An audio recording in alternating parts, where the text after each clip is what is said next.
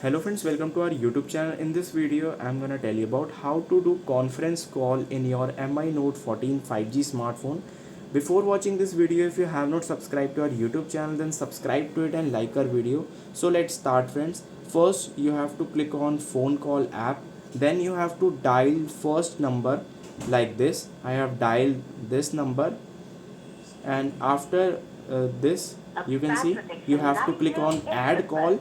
Then you have to write here like this and click on this, and you can see its first call is on hold, and after that you have to click on merge calls, and you can see two peoples are showing here, and it will be in conference call.